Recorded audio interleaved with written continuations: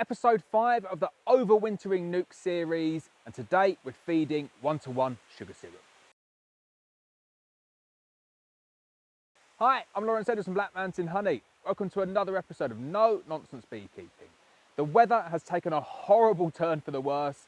It is pouring down. I've got a real gap in the weather and I'm out feeding my nucs. In this video today, I'm just going to top them up, give them some 1-to-1 sugar syrup.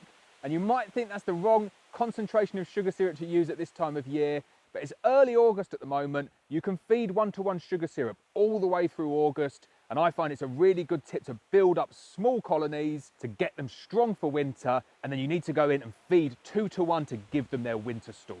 So I'll get my bee suit on, I'll go and check out the strength of the Overwintered Nuc, and I'll get them fed up with 1-to-1 sugar syrup. So I've made myself some 1-to-1 sugar syrup. Whenever I'm doing just little batches, I always make it in a milk bottle, clean it out, make sure it's really nice and clean, put some boiling water in it, give it a good swill around, get it very, very clean. And then all you need to do, I go really, really crude. It doesn't matter when you're doing it at this stage of the year. I just fill it up about halfway with sugar, simple white granulated sugar, and I fill it up with boiling water and I shake it until it's clear, leave it to cool, and you end up with a roughly 1-to-1 sugar syrup. If it's a little bit light, if it's a little bit heavy, doesn't matter. I really don't go to the effort of measuring it out. It's just too much work and the bees do not care. Just a word of caution though, when you're feeding small splits like this.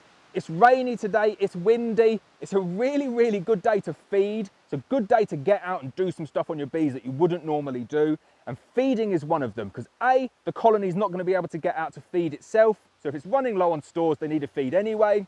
But then the fact that it's raining, you've not got wasps flying, you've not got other bees flying, the chances of robbing are much less. And then also, if you do spill a tiny little bit of syrup, the rain will hopefully wash it away.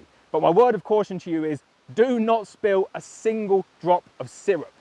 Little splits like this, they can be robbed out by wasps in a matter of hours. When you're feeding them, do it on a rainy day, don't give them too much. Make sure they're strong enough to take it over, say, 3 or 4 frames of bees, and do not spill any sugar syrup anywhere, and make sure that the hive is completely sealed up so no wasps can get in anywhere. Follow those tips and you'll be fine. Let's get inside the colony, give them a little sip of some 1-to-1 sugar syrup. So here's my colony of bees. Not going to have seen any expansion because we only released the queen about a week ago, 2 or 3 weeks away before we see some good numbers in terms of an expansion. What we're going to do is we're just going to chuck some sugar syrup down there.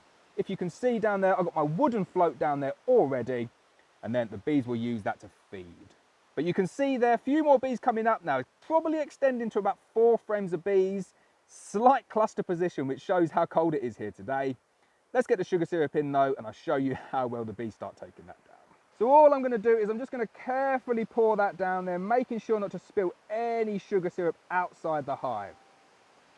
Couple of splashes inside the hive, not the end of the world. Don't spill it outside of the hive, it will cause you all sorts of issues. So you can see there, gone for about 1 litre of sugar syrup. You really don't need to go wild here. 1 litre will see them over for the next week, and then you can add more if required. You can see the bees immediately going onto that sugar syrup. They do not need an invitation to get involved in that. They will clean up any mess on the inside of the hive.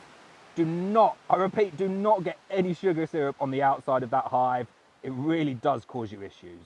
Now, sometimes in the Payne's polynucs, you can get bees drowning in that feeder. I've got a single piece of stick in there, but I find if you put like 3 or 4 little kind of broken bits of stick, about the same length as the feeder, nice dry dead wood, floats to the top, just gives them really easy access without drowning. So there you go, it's as simple as that. We've successfully fed them 1-to-1 sugar syrup. I'll close the bees back up now, let them get on with their feeding. So that's it for the video. The colony has got everything it needs now. It's got a queen, it's got brood in all stages, it's got very rainy, windy weather, which you could do without, but it's got some 1-to-1 sugar syrup that the bees will use to feed themselves while it's raining, but it will also simulate a flow, which will help that colony expand and get really, really strong. Don't miss next week's episode, episode 6. We're going to be going straight in with Apivar, which is our mite treatment of choice for this year. Going to get the mite treatment in nice and early, so don't miss out on that one.